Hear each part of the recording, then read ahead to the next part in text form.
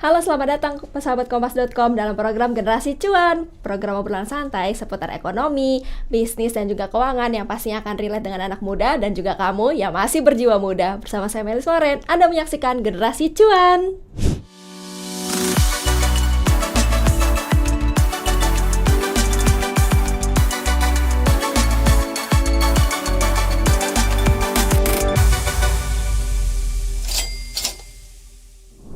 Sahabat Kompas.com mempunyai hobi merupakan salah satu bentuk ekspresi diri ya. Kita bisa beli barang, mainan-mainan langka, atau melakukan kegiatan-kegiatan unik nih seperti berkuda, memanah, dan lain sebagainya. Tapi hal-hal tersebut nih punya suatu treatment khusus nih, yaitu mengatur keuangan. Karena jarang kan kita mengatur keuangan untuk membeli mainan yang langka seperti Gundam, atau buat yang pecinta idol K-pop nih, beli photocard dan segala macamnya, atau yang mau berkuda dan wall climbing, itu tuh kan nggak mungkin ya kita lakukan setiap hari. Jadi kita harus kelola dananya dengan baik, seperti cuplikan yang satu ini.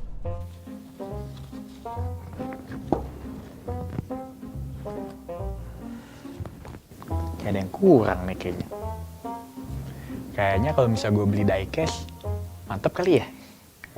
Hitung-hitung buat nambah koleksi. Ini. Aman bah. Kita coba lihat di online shop.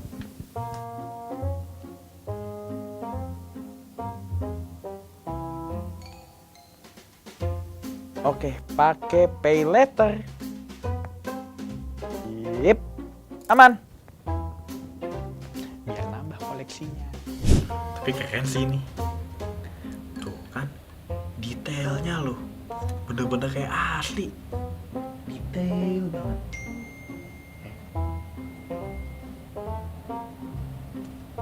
Wait. Disuruh bayar pay letter. Sekarang kan belum gajian ya. Tapi ini keren sih, serius deh. Woi deh. Tapi gue makan pakai apa nanti? Nah, sahabat Kompas.com, hari ini Generasi Cuan akan membahas nih kelola dana untuk hobi dan juga pay letter bersama Mbak Rista Zoestika selaku Head of Advisory Finansialku. Halo Mbak, apa kabar? Halo, alhamdulillah baik nih Mei. Oke Mbak, kita langsung ke topiknya ya.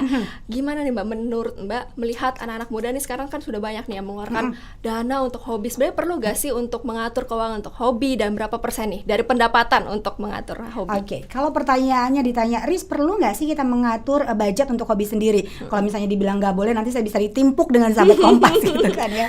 Udah pasti dong Mei, harus ada tuh namanya budget untuk kita hobi. Kenapa? Karena kan kita kalau misalnya bekerja gitu ya, ini kan juga memang ada tujuannya adalah salah satu untuk memenuhi hobi-hobi kita. Oke, jadi kalau pertanyaannya penting nggak? Penting banget gitu. Karena kalau misalnya ada satu tujuan kita atau hobi kita yang bisa tersalurkan, itu juga membuat energi atau mood booster juga buat kita kan. Gitu. Jadi perlu dibudgetkan. Nah, ngaturinnya nih, Mei? Biasanya kan pertanyaannya selanjutnya adalah, Riz ngaturnya gimana? Ya tadi kamu harus punya dulu uangnya kan. Kalau nggak punya uangnya gimana mau ngaturnya? Gimana bisa beli untuk hobi kita, betul nggak sih Mei? Ya benar. Oke, nah itu jadi harus punya duitnya dulu Mei. Banyak ya teman sahabat Kompas gitu ya yang ngomong, Riz kalau dari pendapatan aku setiap bulan yang 100%, kira-kira berapa persen sih untuk aku menyalurkan hobi-hobi ini gitu. Nah balik lagi, kalau kita sendiri nih, kalau saya sendiri nih ya Mei, kalau ngomongin tentang pengaturan keuangan itu nggak pakai berapa persen. Kenapa? Karena tadi satu, tingkat pendapatan kita kan beda-beda tuh Mei. Oke, sahabat Kompas juga sudah pasti pendapatannya beda-beda dong di luar sana kan gitu. Nah kemudian tingkat tanggungan kita juga beda Mei. Ya ada juga nih misalnya sahabat Kompas yang masih single tapi termasuk dalam sandwich generation misalnya. Nah itu juga kan kita nggak bisa atur yang seperti apa gitu ya. Nah kemudian tadi tujuan kita juga berbeda. Oke, atau hobi kita juga pasti berbeda. Nah kemudian dana yang bisa kita sisihkan juga pasti berbeda kan Mei. Nah artinya gini, balik lagi pada saat kita memiliki pendapatan yang 100%, berapa persen sih yang harus kita masukin untuk hobi? Balik lagi dengan kondisi keuangan kita masing-masing. Ada baiknya coba di list dulu pendapatan kita berapa, pengeluaran kita berapa nih. Dibuat dulu skala prioritasnya, wajib, butuh, dan ingin. Kita tulis dulu nih yang kewajiban-kewajiban. Oke, kewajiban itu seperti apa sih Riz gitu. Mungkin sahabat Kompas juga pengen tahu ya. Kewajiban itu ketika kita punya pendapatan udah pasti keluar untuk pajak tuh Mei. Oke, kemudian keluar untuk misalnya bayar cicilan-cicilan nih Mei. Nextnya nih kita bahas tentang utang-utang nih ya. Nah kemudian kita ngomongin juga tentang saving ya atau investasi itu udah harus di awal. Oke, kemudian tadi kalau misalnya kita juga untuk saat ini ya dengan ada COVID-19 kan tingkat kesehatan kita juga harus ada ya. Jadi punya mitigasi resikonya atau asuransinya. Nah, kalau misalnya kewajiban ini sudah kita keluarkan di awal, nextnya adalah kita ngomongin tentang kebutuhan. Apa sih kebutuhan kita? Misalnya kayaknya untuk me time gitu ya, untuk makan, ongkos ke kantor gitu ya, kemudian transportasi, utilitas dan media segala macam gitu. Nah, itu baru dianggarin. Nah, dari sana kelihatan berapa sih sebenarnya yang bisa aku sisihkan untuk hobiku sendiri. Apakah misalnya 500.000, apakah 1 juta, whatever berapapun jumlahnya, yang penting tidak merusak tujuan keuangan lainnya. Gitu. Jadi kalau saya pribadi bahkan dari tim kita juga gitu ya, kalau ngomongin keuangan kita nggak pakai patokan berapa persen. Karena merencanakan keuangan itu sebuah seni, Mei. Seninya di mana? Seninya tadi seni mengatur dan mengelola gitu ya uang gitu agar bisa sesuai dengan tujuan keuangan kita. Jadi jangan sampai kita bisa melihat, kok orang kok bisa ya ngatur duitnya gitu. Kok itu bisa sih, padahal aku tahu loh pendapatannya dia sekian. Nah, jangan sampai seperti itu. Jadi bebas aja, yang penting tidak merusak porsi-porsi tujuan keuangan lainnya gitu, Mei. Oke, kalau Mbak Risa sendiri nih melihat fenomena anak-anak muda sekarang koleksinya udah unik-unik ya, kayak Gundam, terus kalau yang wanita-wanita suka photocard BTS, boyband itu, padahal hanya kalau orang lihat hanya foto tapi hanya mahal foto, ya. Itu terus juga ada hobi-hobi lain kayak mungkin memanah, berkuda sekarang udah happening ya. Itu gimana nih melihatnya? Itu kan budgetnya budgetnya nggak kecil ya, budgetnya gede banget. Nah, kalau aku sendiri sih nggak apa-apa, selagi itu membuat kita nyaman ya lakukan gitu. Tapi yang penting gini, kalau pada saat kita menganggarkan hobi tadi, jangan sampai itu jadi bengkak ya kan. Permasalahannya kan kalau bengkak kan bisa mengganggu keuangan yang lainnya kan, Mei gitu. Nah, sahabat Kompas ini juga mesti dipastikan gitu bahwa pada saat kita memilih sebuah hobi, ada baiknya hobi itu bisa menghasilkan ke depannya. Jadi jangan hanya hobi-hobi yang ya udah uang habis gitu, tapi kita nggak dapat experience bahwa nanti siapa tahu hobi ini bisa mendatangkan pendapatan buat kita.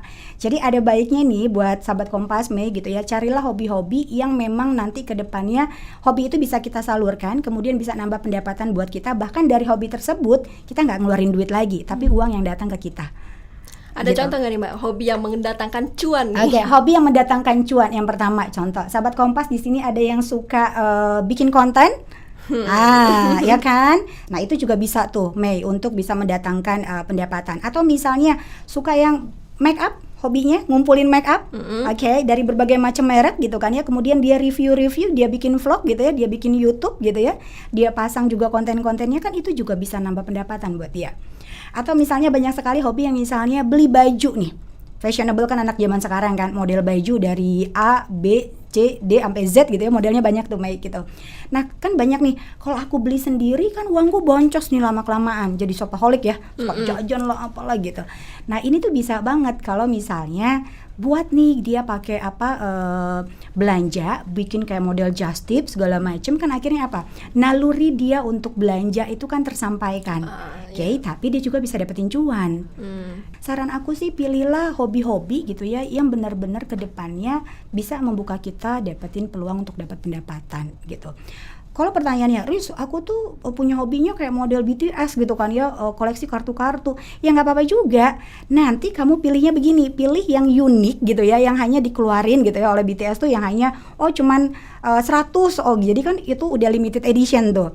Nah, pada saat nanti kamu mau juallah ke kelompok-kelompok atau komunitas-komunitas BTS gitu ya, klub-klub yang memang mencari itu. Kamu bisa jual dengan harga mahal, betul nggak? Ya benar. Gitu. Jadi disimpan ya. Ya betul. Jadi carilah hobi-hobi yang benar-benar punya keunikan, yang one day ketika kita lakukan atau kita jual kembali itu bisa dapetin pendapatan buat kita. Gitu. Jadi kalau misalnya hanya punya hobi yang ya udah ngeluarin duit aja, kayaknya terlalu sayang gitu. Tapi nggak apa-apa juga, tetap perlu dianggarkan asal tidak mengganggu porsi-porsi keuangan lainnya, Mei. Oke, begitu. Jadi itu ya beberapa tips ya sahabat kompas.com untuk supaya hobinya nih bisa ngasilin cuan ya. Betul dong. Kita mau bahas di video part 2 mengenai tadi yang udah sempat disinggung dikit, yaitu pay later ya, yang biasa anak muda lakukan nih, belanja untuk keperluan hobi, bingung akhirnya pakai pay later. Nah, nanti kita bahas di video part 2 bagaimana nih mengelola dana pay laternya bersama Mbak Rista. Kita ketemu di video part 2. Saksikan terus di Generasi Cuan.